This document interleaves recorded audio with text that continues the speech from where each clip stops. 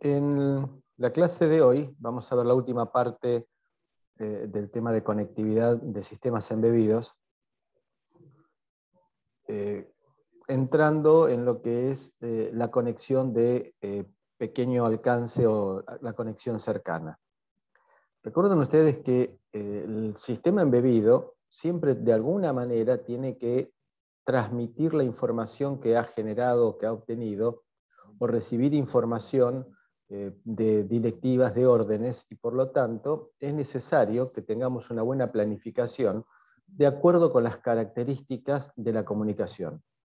Nos hemos dedicado en las últimas clases a hablar de tecnologías de gran alcance y muy bajo consumo, que nos permiten todas ellas trabajar con sistemas alimentados por baterías y que las baterías comunes, simples, nos puedan llegar a durar varios años, pensando siempre en transmitir pequeñas cantidades de datos, es decir, pocos bits, en forma esporádica. No está pensado esto para transmitir ni videos, lo que hemos visto, ni video, ni audio, ni nada por el estilo, sino que información telemétrica de aumentó la temperatura de la vaca o disminuyó la humedad del suelo, entonces es necesario regar, y eso se requiere que se haga 2, 3, 4 veces por día, no más que eso, y pequeños paquetes de datos que tienen que ser bien pensados, porque si transmitimos un bit estamos gastando energía, por lo tanto cada bit cuenta y por lo tanto tenemos que tratar de minimizar las transmisiones de información que no sea imprescindible. Eso nos permitía recorrer kilómetros de distancia con muy bajo consumo, pensando en que podemos tener varias alternativas de acuerdo con las características de la comunicación. Podemos llegar a utilizar la red de telefonía celular, si estamos, por ejemplo, en una ciudad y queremos medir el consumo de agua, podemos conectarnos a la red de telefonía celular ya existente, pagando un abono mensual y transmitiendo una determinada cantidad de datos en forma esporádica. O bien podemos, eso era lo que llamáband Narrowband IoT, con sus distintas variantes, de acuerdo a que se trate de un móvil o bien de acuerdo a que se trate de una instalación que está fija.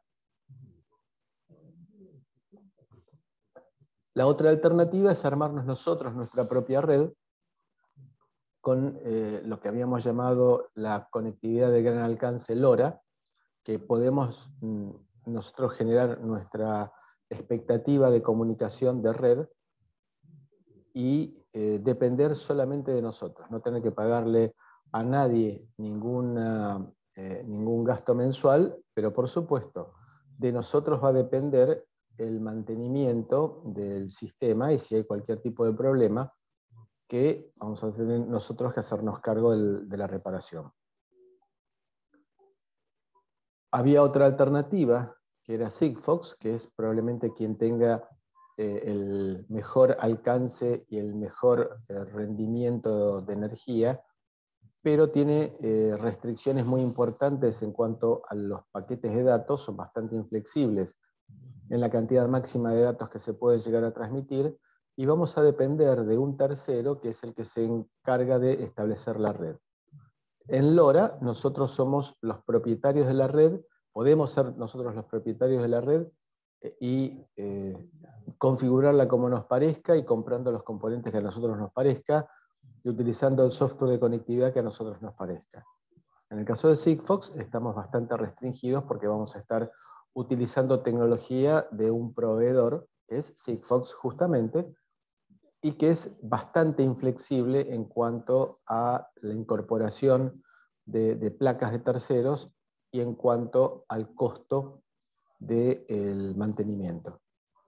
En el caso de LoRa, si nosotros queremos, tenemos proveedores en nuestro país que nos ofrecen, por medio de un abono, como si fuera servicio de telefonía celular, la posibilidad de conectarnos a una infraestructura existente que cubre la mayor parte de las ciudades grandes de nuestro país. Por ejemplo, está presente en Buenos Aires y en gran parte del Gran Buenos Aires. Y si es necesario, colocan un gateway para un usuario que lo exige y que justifique la creación de ese gateway, porque es bastante sencillo de implementar para ellos y bastante bajo costo. Ahora vamos a entrar en el mundo de la proximidad, de lo que está a pequeña distancia. Es lo que nosotros en la descripción habíamos dicho, que teníamos Wi-Fi, Zigbee y Bluetooth, que eran lo que se designa Personal Area Network o PAN. Estamos hablando de rangos de cobertura de 100 metros típicamente máximo.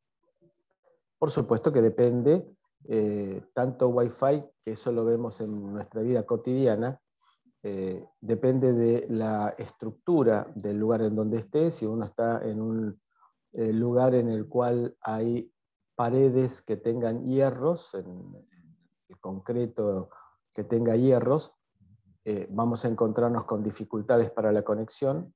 Lo mismo para Zigbee y Bluetooth. Entonces, con Bluetooth lo vemos en el ámbito cotidiano con los auriculares o los parlantes, que va a depender de cómo los conectemos, dónde los conectemos, qué hay de por medio, que va a variar la efectividad de la conexión. Y nos habíamos hasta ahora manejado en el Low Power Wide Area Network, LP WAN, con LoRa y con GPRS LTE, que es lo que habíamos llamado nosotros Narrowband IoT. Ahora nos vamos a concentrar en la introducción a estas áreas, que esto es simplemente una introducción para que ustedes lo puedan llegar a aplicar en sus proyectos y que eventualmente, si es necesario, después podemos aclarar en particular en alguno de los temas que sean específicos para el requerimiento de sus proyectos. La idea es lo que se llama comunicación M2M, machine to machine, máquina a máquina. Desde algún sistema remoto recibimos información que es almacenado en una máquina, en una base de datos, que es manejado por un dispositivo, por un sistema que permite la operación o la generación de alguna actividad resultado de, de los datos recibidos. Análogamente también desde una máquina le puedo enviar órdenes directivas a un dispositivo remoto. Entonces hay por un lado la conexión a larga distancia y por otro lado la conexión desde mi pequeña máquina hasta la red.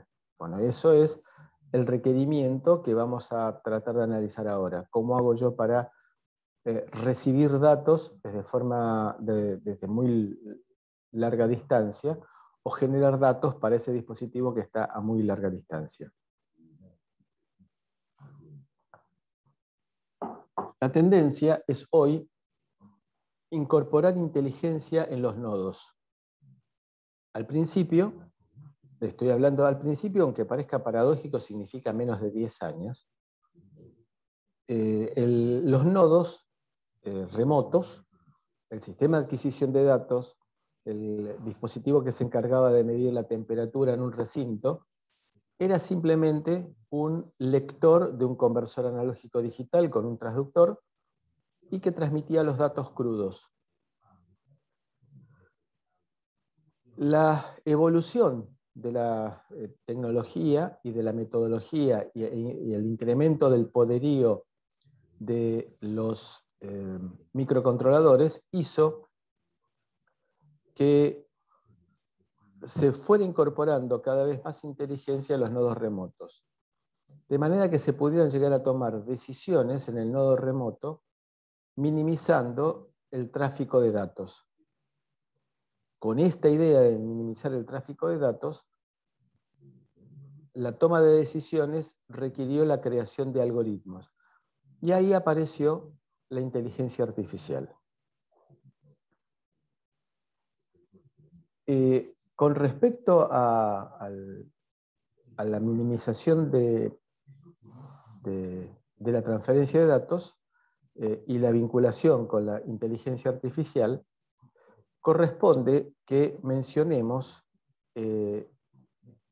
que a principios del mes de noviembre se va a realizar en nuestro país el Simposio Argentino de Sistemas Embebidos, que es una forma de comunicarnos entre los que estamos trabajando en el tema de sistemas embebidos, que tiene una larga historia que empezó en el 2011 con una reunión de amigos tomando mate para contar qué estaban haciendo, y terminó siendo un evento que se fue organizando en distintas universidades de nuestro país, fundamentalmente en la mayor parte de las veces en la Facultad de Ingeniería de la Universidad de Buenos Aires, en la Tecnológica Regional Buenos Aires, en la Tecnológica Regional Córdoba, en la Universidad Nacional de Rosario, y en la cual se ha llegado a juntar más de 1000 personas para hablar de sistemas embebidos. El evento de este año se va a realizar el 3, 4 y 5 de noviembre, organizado por la Universidad de San Martín, y va a estar enfocado, la estrella va a ser la inteligencia artificial. La idea es entonces incorporar en esos nodos remotos, que antes se dedicaban solamente a tomar datos y transmitir esos datos crudos tal cual se recibían, ir incorporando algoritmos de inteligencia artificial que permitan que el nodo vaya aprendiendo y vaya tomando decisiones y solamente comunique cuando fuera necesario información al nodo central o a la computadora central o al centro de control. Entonces la inteligencia artificial es hoy en día la estrella. Créase o no, en la Universidad de Buenos Aires, en los posgrados que tienen, triplica la cantidad de interesados en inteligencia artificial, triplica a la cantidad de interesados en sistemas embebidos. Es decir, es, sin lugar a dudas, el boom del momento. Entonces, es un evento en el cual se le va a dedicar un día completo al tema de inteligencia artificial, y que si les interesa yo después les paso formas de conectarse, y voy a enviar seguramente una gacetilla para que ustedes estén al tanto del evento, porque realmente es muy importante la idea de comunicarnos y la idea de transmitir las novedades que hay en la parte de sistemas embebidos.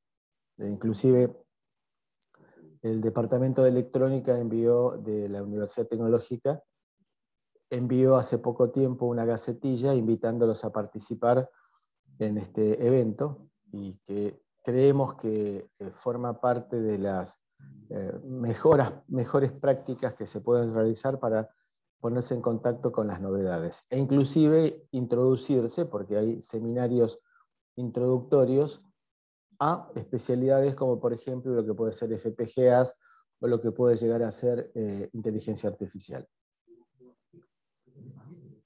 Si hablamos nosotros un poco de la historia de la evolución de las comunicaciones, arrancó con la comunicación de telefonía celular analógica en la década del 80, con un montón de idas y vueltas, con distintas tecnologías que se fueron elaborando, una tecnología analógica que tenía muchas exigencias de ancho de banda. Ustedes recuerden que ancho de banda para nosotros siempre se mide en hertz, para una comunicación. Con la aparición de la tecnología digital, se cambió, lo que se llamó 2G, se utilizaron formas de comunicación digital, y por lo tanto en lo que entraba una comunicación telefónica, al poder digitalizarse, comprimirse y transmitirse, se mejoró la calidad y se incorporaron en el mismo ancho de banda que antes teníamos una comunicación analógica, hasta 5 comunicaciones digitales. Con el avance, con la llegada del siglo XXI, se incorporó 3G, que es voz y datos y multimedia, es decir, la posibilidad de comenzar a navegar a través de Internet. Y con 4G se mejoró notablemente la capacidad de transferencia y la incorporación de Internet, y el teléfono pasó de ser un dispositivo que nos permitía hablar por teléfono a ser una computadora portátil en el bolsillo. 4G es la tecnología mayoritariamente distribuida en el mundo. No es universal la distribución. Nosotros podemos encontrarnos zonas en nuestro país en la cual tenemos todavía 3G o inclusive 2G, nada más, porque son zonas de muy bajo tráfico que requieren una inversión importante para pasar a 4G, y por el bajo tráfico de clientes que hay no se justifica la migración. También se puede dar que al tener las antenas a gran distancia, a medida que nos vamos alejando, vamos decayendo de la calidad de la comunicación. Entonces, si estamos cerca de la antena, vamos a estar trabajando en 4G. Si nos empezamos a alejar, automáticamente el teléfono migra a 3G, porque no puede sostener la transferencia de datos que requiere 4G. Y si nos alejamos más, vamos a caer en 2G, por un tema de potencia recibida que no alcanza a cumplimentar los requerimientos de transferencia que requiere 4G.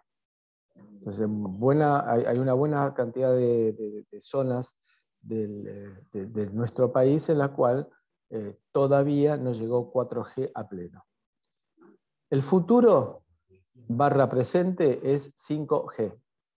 5G es una tecnología de comunicación de muy alta tasa de datos, que no solamente nos permite llegar a los gigabits por segundo en nuestro teléfono, sino que como gran ventaja frente a 4G, tiene la posibilidad de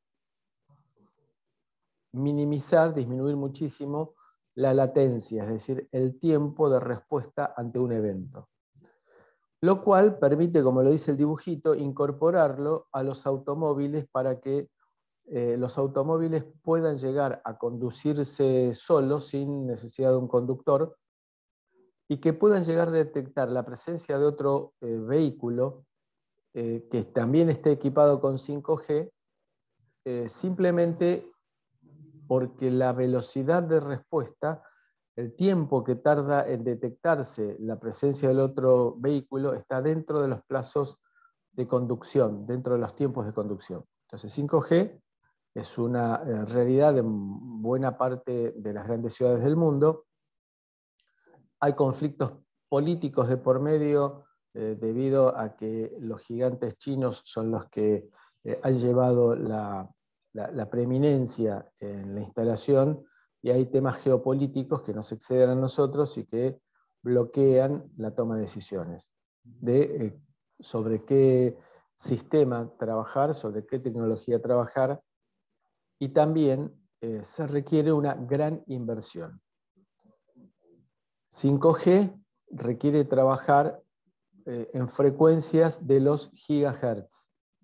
Si ustedes recuerdan, cuando hablábamos de Narrowband IoT, dijimos de que trabajaba en frecuencias sub-gigahertz, que eran las frecuencias que estaban asignadas a la telefonía celular, que tenían ciertas características de penetración en ambientes cerrados, y que cambiaba por completo cuando se cruzaba la barrera del gigahertz.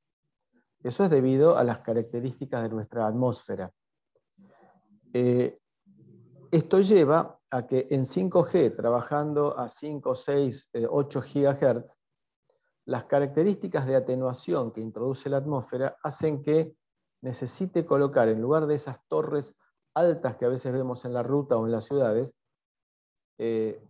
antenas más pequeñas con un alcance menor, porque el alcance a ese rango de frecuencias no podemos llegar a los kilómetros, porque la humedad en el aire atenúa fuertemente ese rango de frecuencia. Entonces tenemos que poner muchas antenas no muy altas, pero a distancias menores. Debido a las características de latencia que dijimos anteriormente, hay que llegar a cada uno de esas antenas con fibra óptica, lo cual requiere una inversión bastante importante. Tiene que darse las condiciones como para que las condiciones económicas y financieras como para que las empresas de telefonía celular acepten las condiciones que significa esa gran inversión. Los equipos de telefonía 5G son más caros que los de 4G, con lo cual requiere también una inversión por parte de los usuarios. Entonces es una situación compleja, pero 5G, sin lugar a dudas, que va a ser el futuro de las comunicaciones. GPRS es la primera forma de comunicación de datos utilizando el sistema de telefonía celular. Se utilizó para GPRS. GPRS significa básicamente utilizar un pedacito de una banda de telefonía celular para transmitir datos. Disculpen.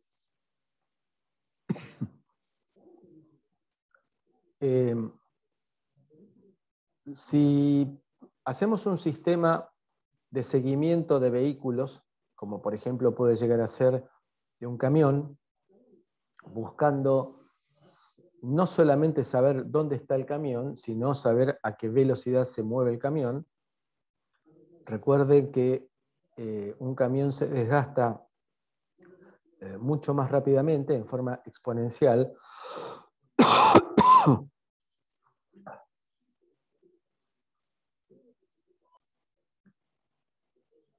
Entonces, el camión se desgasta exponencialmente con la velocidad.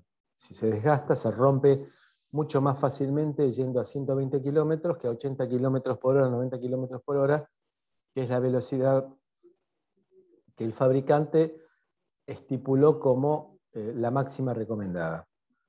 Con lo cual, en muchos casos, los sistemas de seguimiento en ruta buscan no solamente la seguridad del dispositivo, del camión, sino también determinar si el conductor se durmió una siesta de 1 hora y después empieza a recuperar tiempo corriendo a lo loco el camión.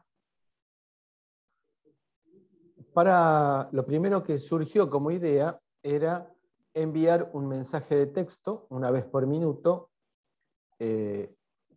pensando en que con 1 vez por minuto era suficiente para ir marcando la posición del camión. Sucedía que en aquella época los mensajes de texto se cobraban, y se cobraban lo mismo si yo enviaba 1 letra o enviaba 140 letras. Con lo cual, por razones de costo, si nosotros pensamos que un viaje de camión podía llevar varios días, el costo era imposible de soportar. Se utilizó entonces una especie de banda lateral de la telefonía celular que se llamó GPRS, que permite transmitir datos.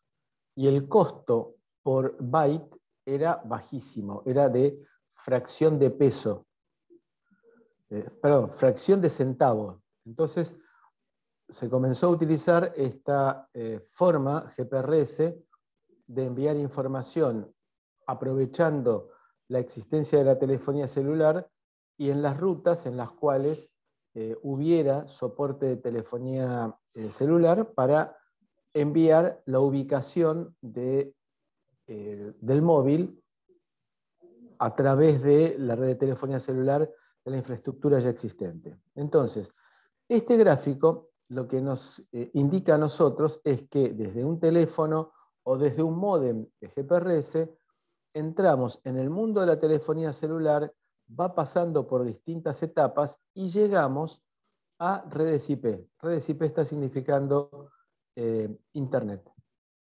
Entonces, a través de nuestro proveedor de telefonía celular, es decir, en algún punto, ya sea Movistar, ya sea Claro, ya sea Personal, tienen una conexión con Internet. Con lo cual, los datos que nosotros estamos enviándole a nuestra proveedora de telefonía celular llega a un punto en que se convierten en datos en Internet y por lo tanto puedo acceder yo a través de una aplicación o puedo llegar a utilizarlo hoy en día en una aplicación móvil en nuestro teléfono. Entonces, GPRS es transmisión de datos que llegan a Internet. Parece bárbaro. El problema es el consumo, entre otras cosas. Entonces, la tecnología GPRS es útil cuando yo tengo un soporte de alimentación importante, como puede ser la batería o el generador de un camión, el alternador de un camión. Pero no es fácil de implementar en un sistema móvil alimentado por pilas, porque el consumo es bastante importante. Entonces, tenemos en nuestro módulo, tendremos una tarjeta SIM del tipo de las que utilizamos para nuestros teléfonos celulares. Entonces, estoy hablando del módulo que va adosado, en este caso, al camión, que tiene un GPS externo que le transmite los datos a un microcontrolador y el microcontrolador los envía a través de un módulo modem GPRS a la red de telefonía celular. Entonces tiene una SIM que por medio de comandos AT, como si se tratara de un modem, acá por ejemplo AT más SIMI, tal cual como está escrito acá, es decir, con caracteres ASCII, permite detectar la identificación de la tarjeta SIM. Entonces me contesta este dato, el módem, que leyó la tarjeta SIM y me volcó los datos para que yo los pueda llegar a leer y saber de qué móvil se trata, de qué dispositivo se trata. Y después me manda un OK. Lo que aparece en rojo es lo que me manda el módem GPRS.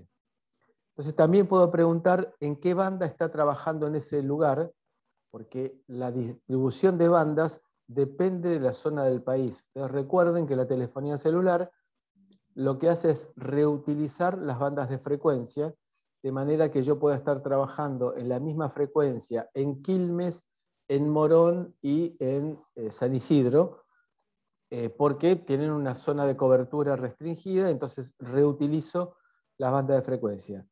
Hay distintas bandas de frecuencia asignadas de acuerdo con la zona del país que se trate, y por lo tanto puedo preguntarle en qué zona, en qué banda está trabajando, con un comando terminado con signo de interrogación, que es una pregunta que se le está haciendo al módem, y contesta con esto, diciendo que está trabajando en la banda doble 850-1900 MHz, es decir, en la zona argentina. En Brasil tienen unas bandas de frecuencia distintas, por ejemplo, y yo puedo, si quiero, detectar qué operadoras tengo disponibles, y esto está tomado realmente de una comunicación formal, con lo cual nos aparece Personal, bien, nos parece Unifón, que es la antecesora de Movistar, y nos aparece también, por ejemplo, CTI, es decir, hay zonas en las cuales ha quedado las estaciones de comunicación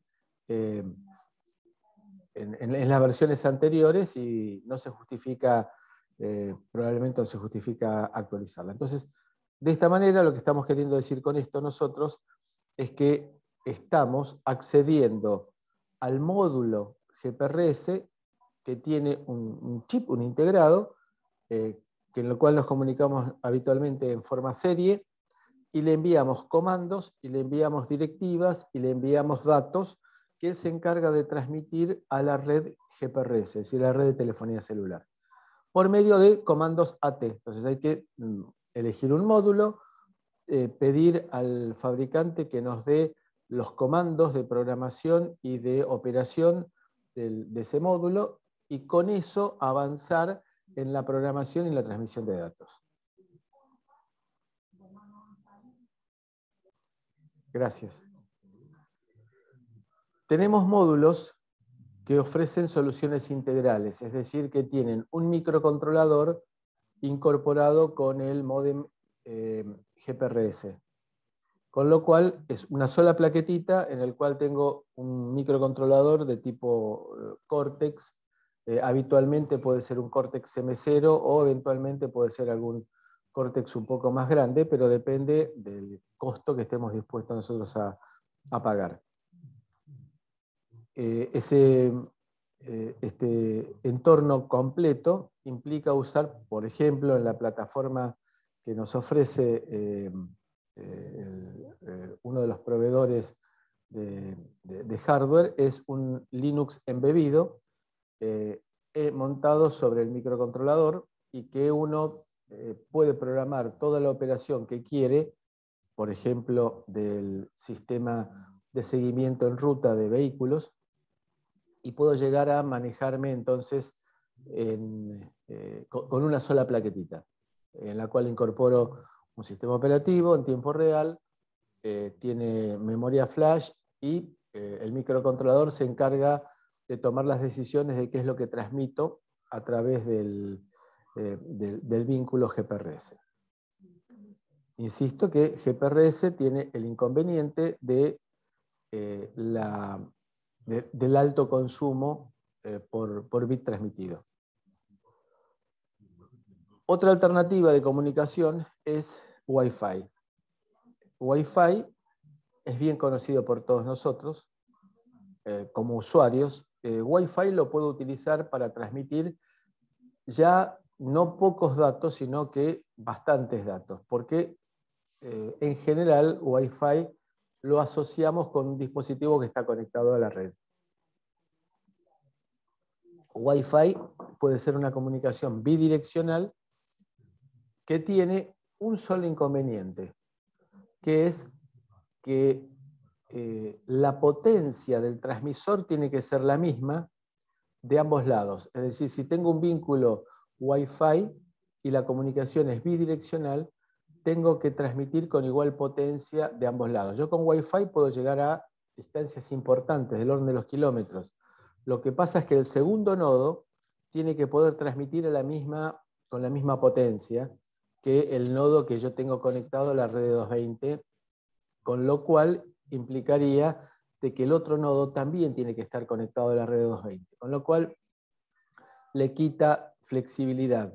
No está pensado para transmitir con baterías. Entonces, Wi-Fi es difundido ampliamente, todos en nuestras casas, en nuestro trabajo, en el bar, en el restaurante, en el shopping, nos encontramos con redes Wi-Fi que permite una gran tasa de bits por segundo, es decir, permite trabajar con megabits importantemente, 50, 100 megabits por segundo, de acuerdo con las características de la comunicación que estamos encarando. Desventajas: el consumo y la necesidad de igual potencia en ambas estaciones.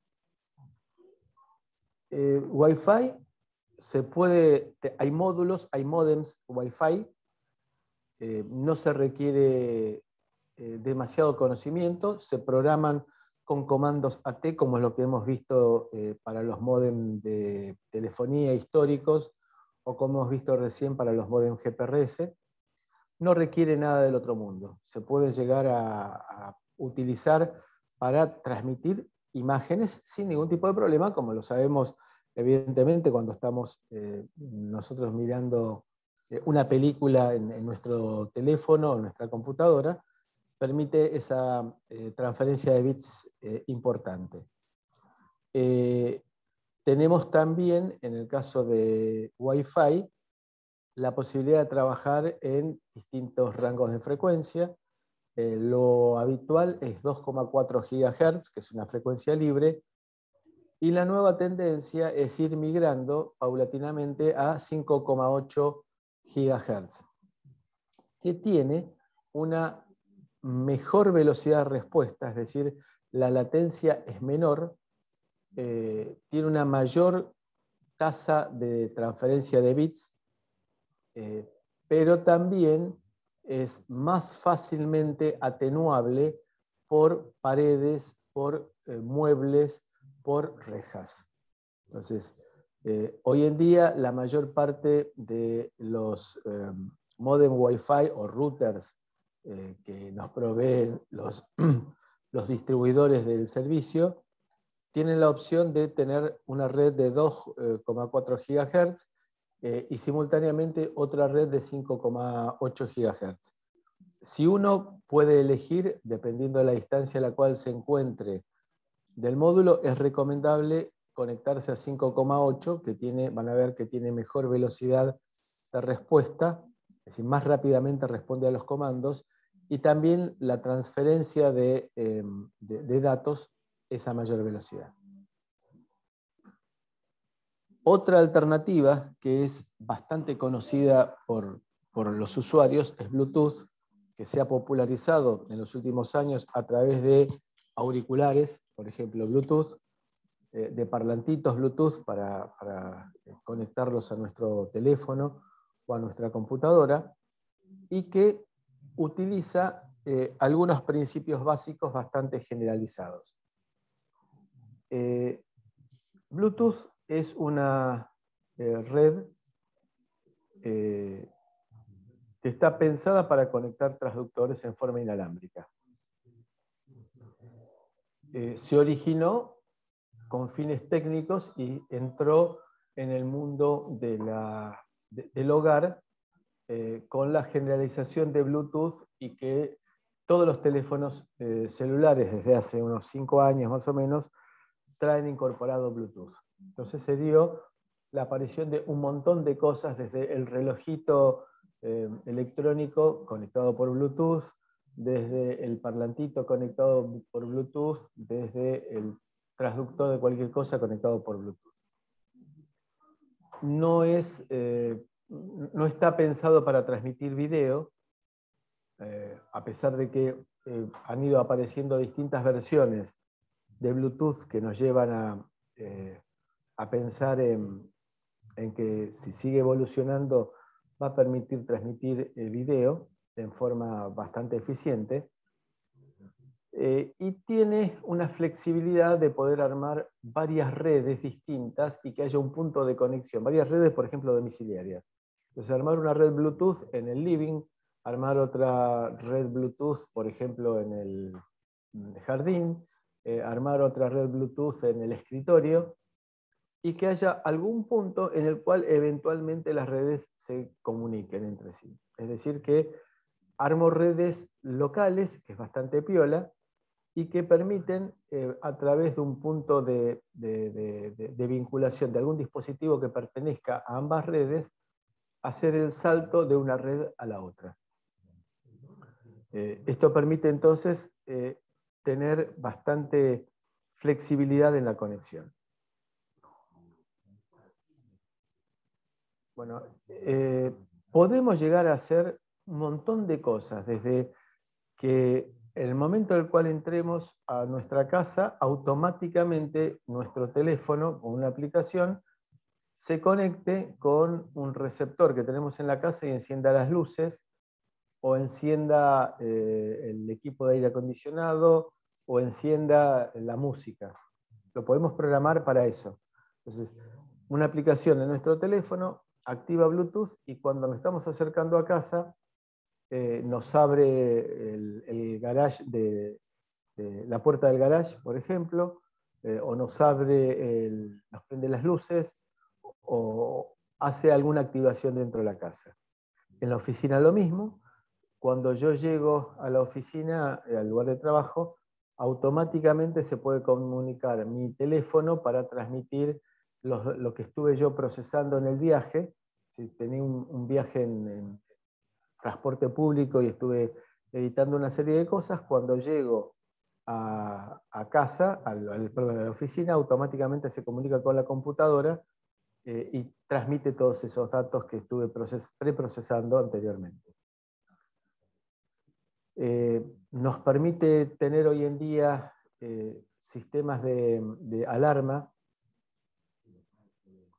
en nuestra casa, en la cual los sensores se comunican con la estación central por Bluetooth, con lo cual rompe una vieja historia del cableado de las alarmas. Hoy en día ya no se requiere cableado, se coloca un sensor inalámbrico, un detector de movimiento inalámbrico,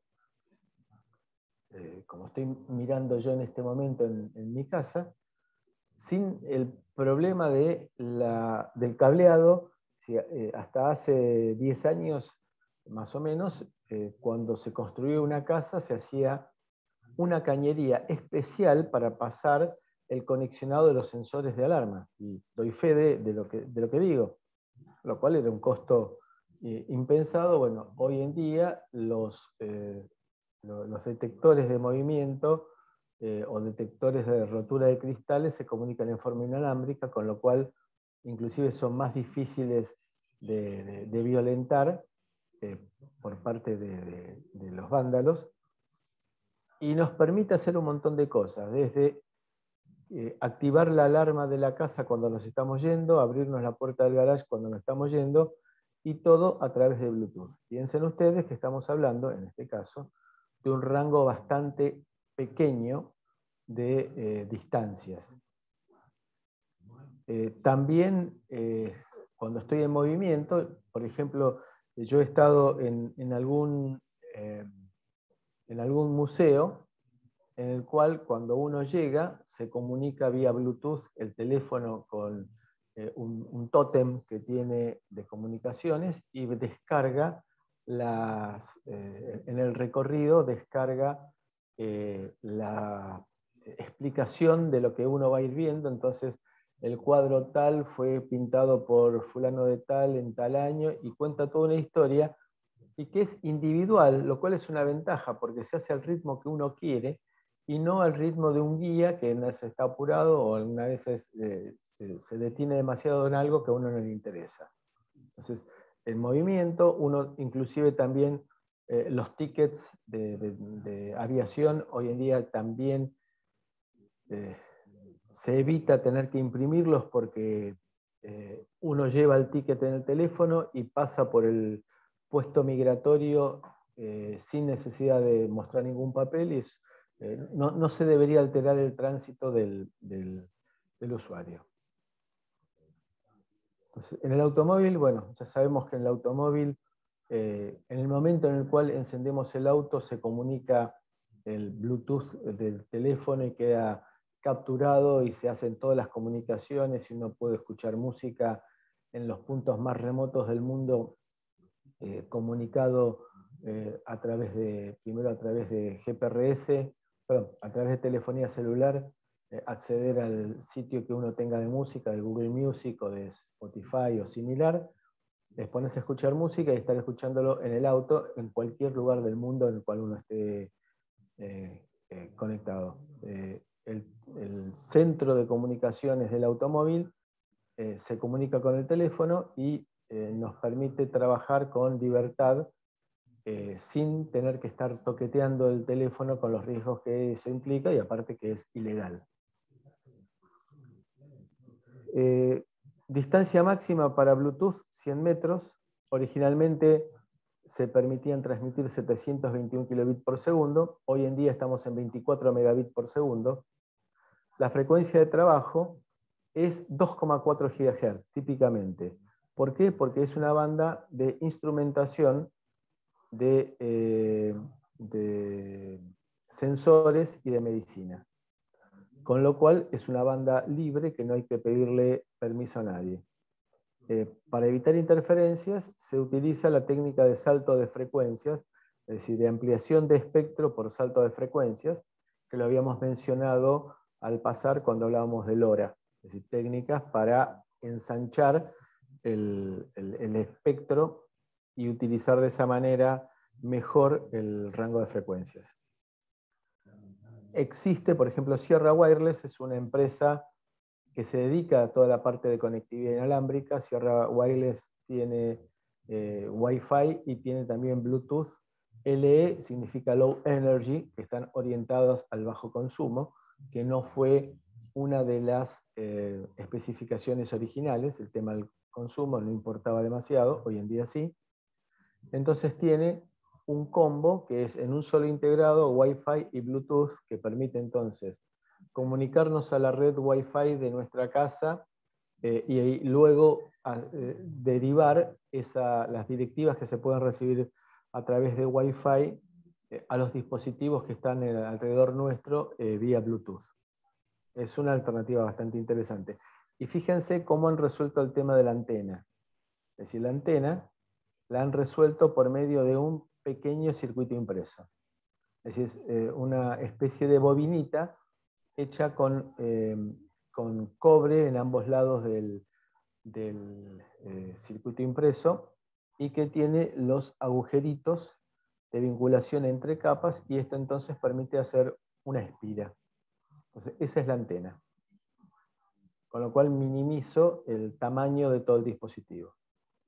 Tiene adentro un microcontrolador, con lo cual resuelvo un microcontrolador que tiene puertos de entrada-salida, maneja por un lado la parte de radiofrecuencia y a su vez maneja la parte de Bluetooth, que en este caso en particular es Bluetooth 4.2, que es la penúltima serie de evolución, hoy estamos en 5.1, y que el microcontrolador tiene su propia memoria flash y su propia memoria RAM, de manera que uno puede programarlo como si fuera un micro, y que se encarga de manejar la parte de Wi-Fi, la parte de Bluetooth, por medio de comandos AT, o bien por medio de funciones primitivas que uno puede descargar utilizando un pequeño sistema operativo que nos incorpora. Entonces, uno puede usar comandos AT o puede utilizar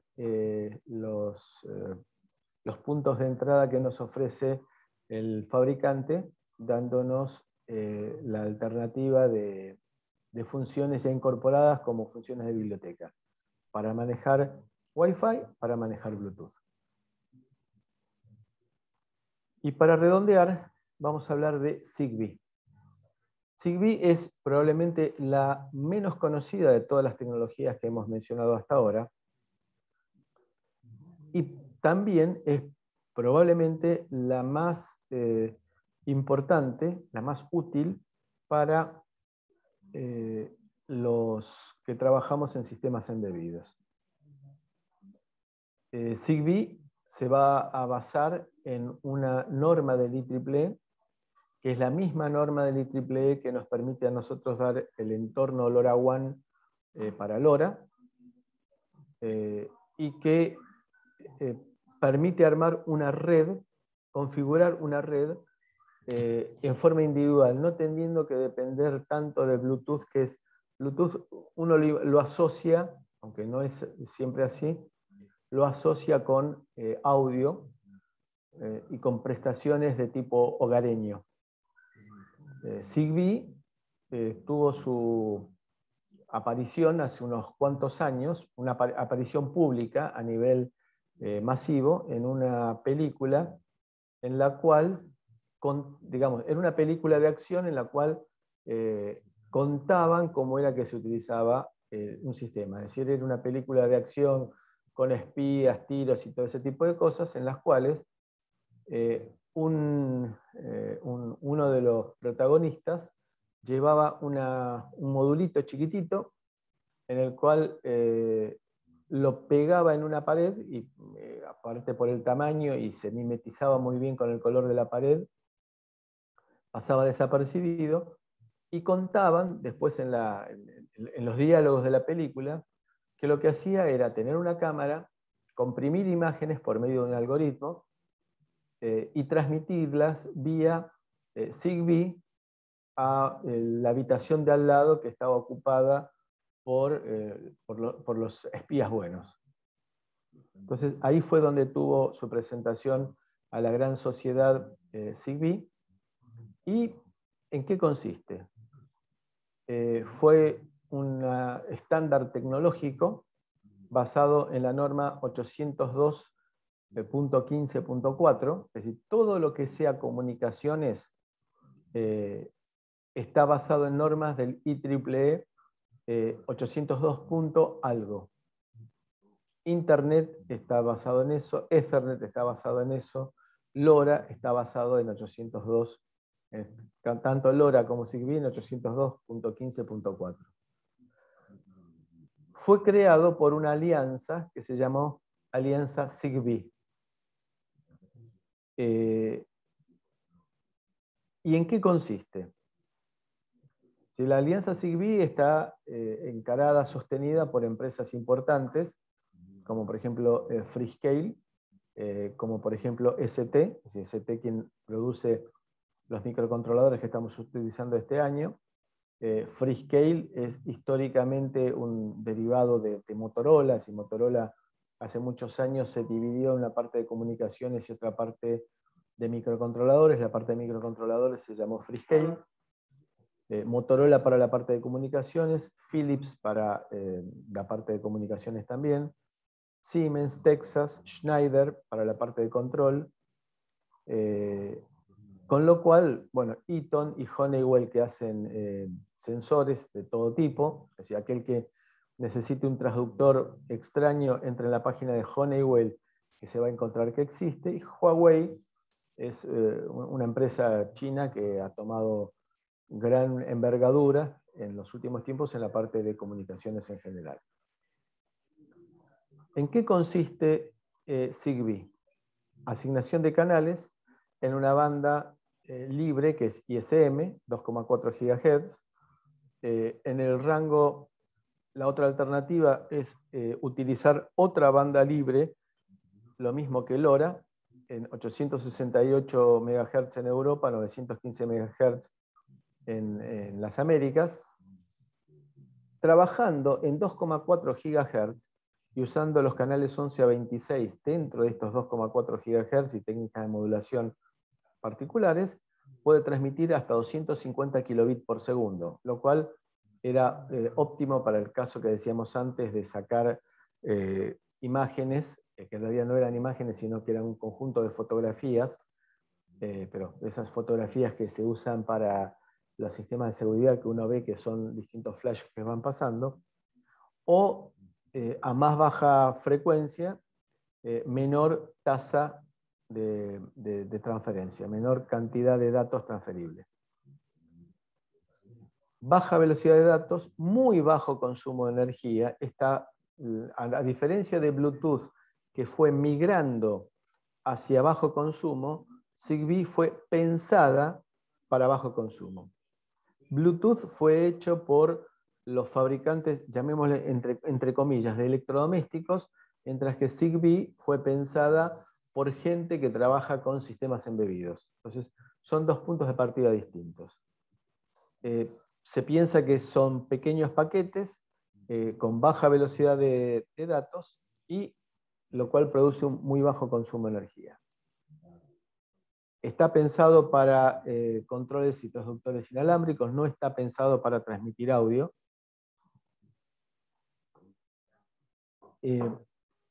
Está pensado para manejar luces, interruptores, termostatos, aparatos de uso industrial, etc.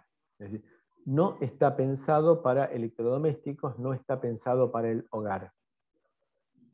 Lo cual no significa que no se pudiera llegar a utilizar. Entonces yo puedo llegar a hacer, este es un trabajo práctico habitual que hacen los alumnos, para encender, por ejemplo, luces a distancia, sin necesidad de cableado. Yo puedo tener, por ejemplo, un ventilador de techo en el cual le controlo la velocidad por medio de Zigbee, sin necesidad de tirar cables para cambiar la velocidad de rotación del ventilador. Eso existe en nuestro país. ¿Por qué usar Zigbee? Primero por que existen estándares, es decir, no es algo voluntario que alguien dijo, voy a hacer mi propia red de comunicación de radiofrecuencia, mi propia red inalámbrica. Existe un estándar organizado por esta alianza de empresas que la llamamos Alianza Zigbee.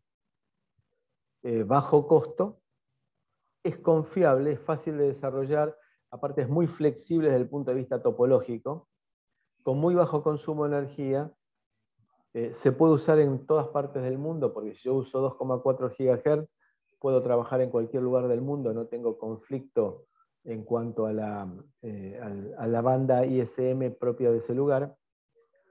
Aparte, esto es importante, soporta un número grande de nodos. Bluetooth está bastante restringido en la cantidad de nodos, tienen que ser en el entorno de 10 hasta 20 como máximo. Y tiene, dentro de la topología, que ahora esto nos vamos a detener un poquito en este caso porque es lo más interesante que nos ofrece Zigbee, existirá un coordinador, un enrutador y un dispositivo final. El dispositivo final es el sensor. El enrutador cumple la función de redirigir paquetes y el coordinador es el que manda en toda la red. Entonces tenemos, por ejemplo, una topología estrella en el cual tenemos que tener un coordinador, que es el que maneja toda la red, y acá podemos llegar a tener dispositivos de sensores y podemos llegar a tener routers también. Tiene que haber un coordinador. Tiene que haber un coordinador. La otra es un conjunto de árboles en el cual tenemos un coordinador y luego tenemos un router que vincula otro router y dispositivos. Y de esta manera, entonces, podemos armar una red muy flexible. Es distinto a la comunicación Bluetooth que está pensada para que sea punto a punto. Entonces aquí, bajo la acción del coordinador, un dato leído de este sensor puede llegar a terminar actuando sobre otro transductor que se encuentre, sobre un actuador que se encuentre en otro nodo. Y esta es la versión más interesante, que es la versión de Maya. Es decir, que tenemos un montón de posibilidades de comunicación. Entonces la comunicación entre este coordinador y este nodo se puede realizar a través de este camino, a través de este camino, a través de este camino, a través de este. Entonces fíjense la cantidad de distintos caminos que puedo llegar a utilizar, lo cual significa que si se cae algún nodo o algún enrutador en la red, se puede derivar el flujo a través de otro camino, similar a lo que pasa en Internet. Esta configuración mesh es la más flexible y la más recomendable para utilizar. Supongamos que tengo un interruptor, tengo un montón de nodos aquí Zigbee, y lo que quiero yo con este interruptor es prender la lámpara, o podría llegar a usarlo como control remoto para encender el equipo de música o cambiar la temperatura ambiente. Pero quiero hablar de prender una lámpara. Entonces, cuando se arranca, se comunican entre sí todos los nodos diciendo, hola, yo soy el nodo tal, estoy acá. Entonces empieza el coordinador, empieza a tomar una idea de la configuración de la red.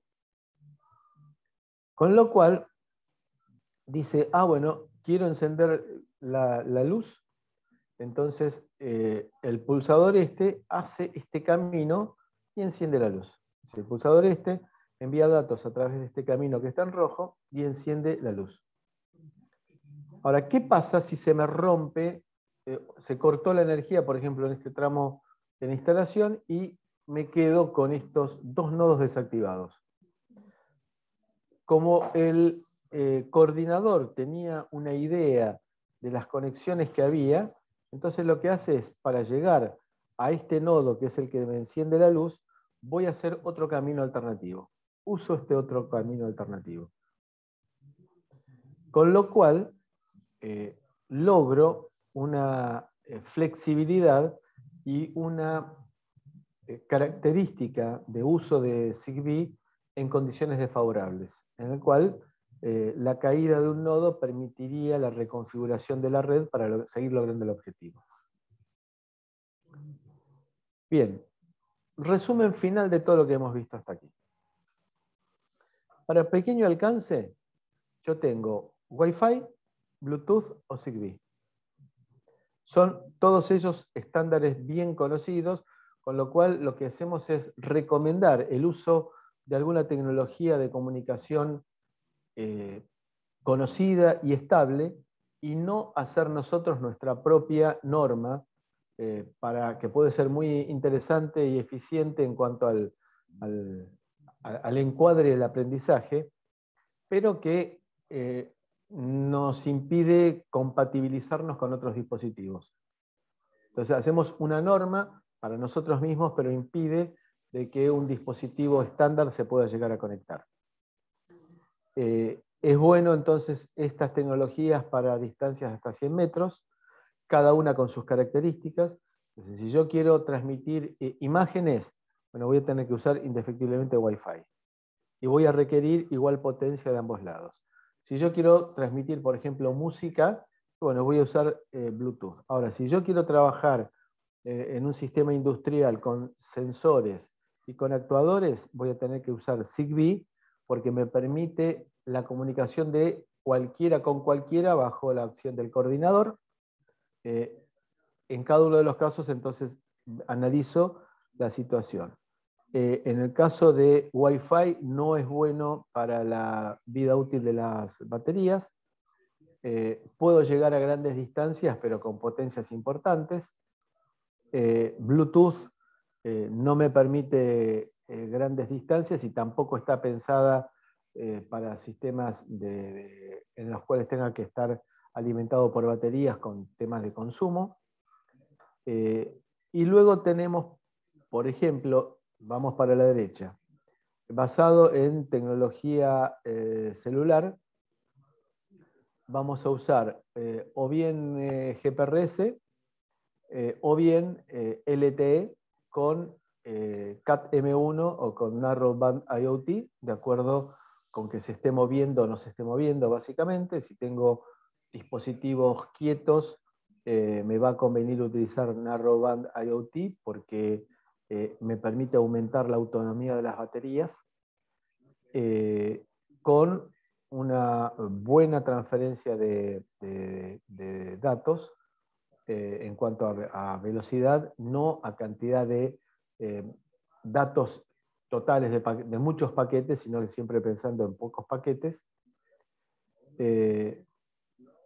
Y después tenemos, cuando yo quiero trabajar en forma autónoma sin el uso de telefonía celular, sin tener que pagar. Ustedes piensen que sería ridículo que si yo tengo vacas, un montón de vacas, que le tenga que pagar a la empresa de telefonía celular para que cada vaca tenga su propio chip para una línea de comunicación, lo cual significaría un costo mensual insoportable. Entonces yo puedo armar mi propia red.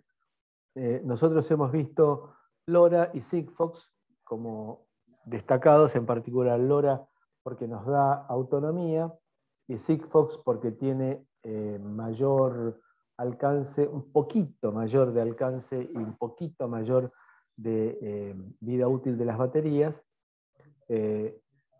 con alto gran alcance, bajo consumo de batería y bajo costo. Estamos hablando de módulos típicamente entre 5 y 10 dólares. Y también decimos que existen otras alternativas que no son demasiado populares en Argentina, que son Genu y Aidless, por ejemplo, y otras más, que son alternativas para analizar cuando uno quiere hacer una instalación completa, es decir, desde cero, sin embargo, sobre la cual existe más experiencia y que es recomendable porque seguramente alguien cerca nuestro, en alguna universidad cerca nuestra está trabajando, es LoRa. Si lo analizamos entonces en cuanto al rango en función de la velocidad de transferencia, podemos ver USB inalámbrica, que vamos a hablar un poco en un rato, NFC, Near Field Connection, que es el sistema que tienen los teléfonos celulares actuales hoy en día, por ejemplo, para leer el estado de la tarjeta SUBE y cargarla directamente desde nuestro teléfono. Hablamos de Zigbee y de Bluetooth, que tienen un alcance restringido, pero en el caso de Bluetooth con velocidades de transferencia bastante importantes.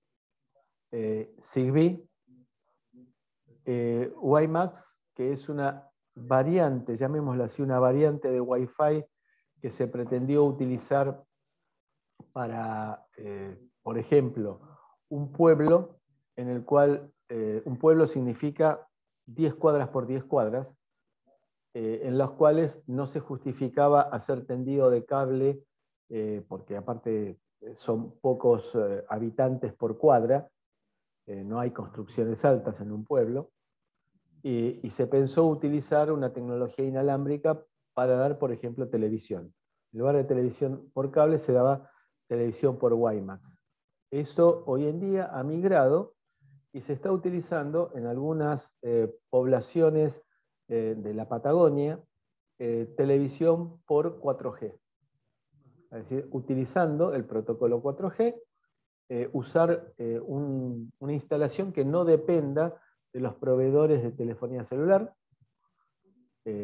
sino que se arma una red basada en 4G y que en un pueblo, por ejemplo, en el cual por la topología es difícil el tendido de cables, por ejemplo, porque tienen mucha roca, por ejemplo, porque tienen vientos muy fuertes que no pueden hacer tendidos aéreos, bueno, se utiliza entonces tecnología 4G. Y luego, entonces tenemos por último, como alternativa LoRa, en el cual tenemos baja tasa de transferencia, pero alcance del orden de los kilómetros, de las decenas de kilómetros, y que es una forma de mejorar las características de conectividad a distancia. Entonces, según la distancia que nosotros querramos utilizar, tendremos las bandas inalámbricas de amplio rango para distancias de hasta 100 kilómetros, es algo que nos excede a nosotros. Después las bandas de gran distancia, que sí son las que nos interesan a nosotros, de 5 a 10 kilómetros. Las áreas personales y las de proximidad, utilizando lectores de tipo de los tags que se usan para el telepeaje y que permiten una comunicación a corta distancia. ¿Cuál es la tecnología apropiada para nuestro proyecto? Y bueno, tenemos que analizar el consumo, la velocidad y la cantidad de datos a transmitir, el alcance y la topología. La distribución de los nodos y de los routers nos van a fijar la tecnología más apropiada. No existe una regla general, pero fundamentalmente el entorno de desarrollo. ¿Quién me da soporte? ¿Qué entorno de desarrollo tengo? ¿Cómo lo puedo encarar? Bueno, todo esto forma parte de las decisiones. El entorno de desarrollo y el soporte es fundamental, sobre todo en un país como Argentina, en el cual yo tengo que definir quién va a ser mi interlocutor cuando tenga un problema. Cuando yo compro un producto a través de Internet en China, seguramente va a resultar barato, pero lo más probable es que me resulte difícil luego el desarrollo y el mantenimiento. conclusión, es recomendable tener en cuenta a alguien a quien agarrarle la solapa o alguna puerta que ir a patear cuando tengo alguna dificultad con el producto. Hay una frase que utilizan muy frecuentemente los chinos cuando se encuentran, Oriente, estoy refiriéndome a Oriente lejano, ¿no? Cuando se encuentran con alguna dificultad que ellos tampoco pueden resolver, hay una frase que usan sistemáticamente: I do not understand. No entiendo. ¡Pum! Y ahí se terminó el diálogo. Importante entonces el entorno de desarrollo, el ecosistema de desarrollo que yo disponga.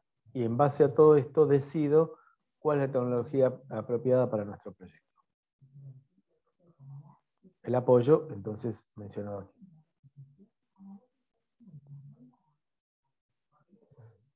Dispositivos wearables. Es decir, arrancamos con el Google Glass, que fue un intento que hizo Google hace unos años de colocar una camarita que pudiera transmitir lo que nosotros estamos viendo y una pantallita que nos permitía a nosotros poder ver lo que nos querían enviar. Fue una experiencia bastante interesante, no tuvo un éxito demoledor. A aquellos que estamos operados de cataratas, se nos privó de la posibilidad, con otras ventajas por supuesto, se nos privó de la posibilidad de enfocar. Entonces lo que se hace es utilizar unos lentes de contacto que de la misma manera que nuestro teléfono, cuando sacamos una foto, busca un objeto para enfocar, es decir, una cara, un árbol para enfocar, bueno, ajusta el enfoque en forma automática y nos permite recuperar la posibilidad de enfoque. ¿Están escuchando ustedes el audio recién? Sí, sí, se escucha. No, pero el audio del video, ¿empezaron a escucharlo? No, por mi parte no.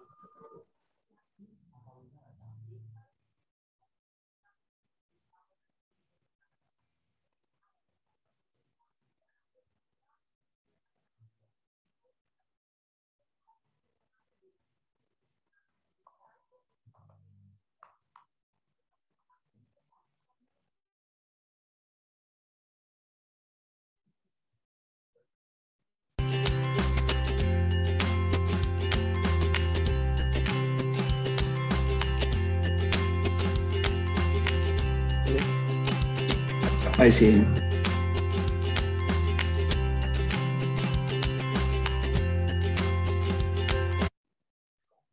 Perdón, se me escapó el video. Volvemos para atrás, pido disculpas. Puede fallar. Entonces, este es un brazalete que existe y que permite interactuar con el usuario.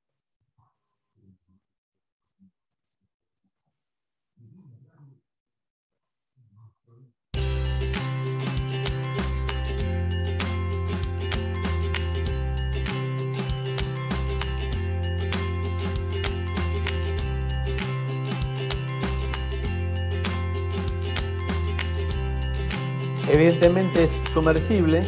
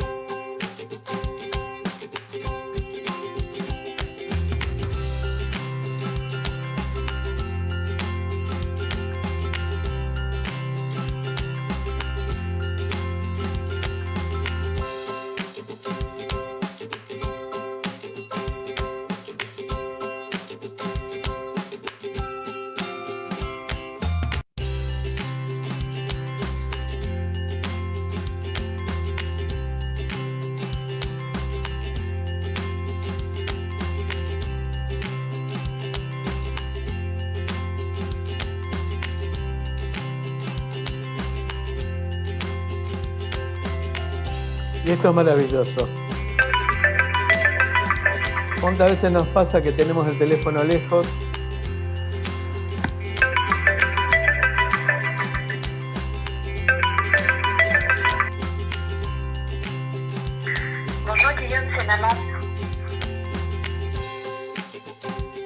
¿Cómo trabaja este brazalete? Es bastante fácil. Tiene unos emisores infrarrojos, que es el pico proyector, con detectores de proximidad. Entonces mide la distancia a la cual ponemos el dedo y entonces lo asocia con el icono que está transmitiendo.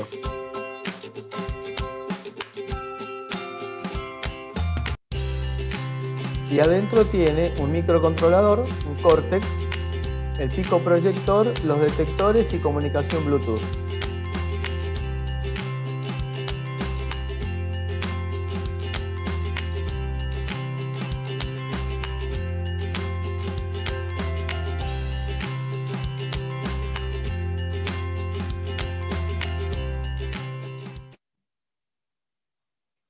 Bien, estos son dispositivos usables, wearables.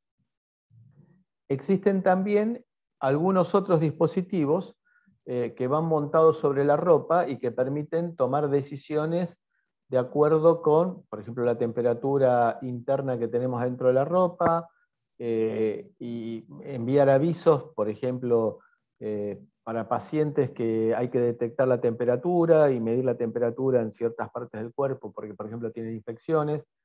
Bueno, estos son dispositivos usables, que es otra tecnología en la cual se vinculan los sistemas embebidos con las telecomunicaciones. Ahora sí. ¿Preguntas?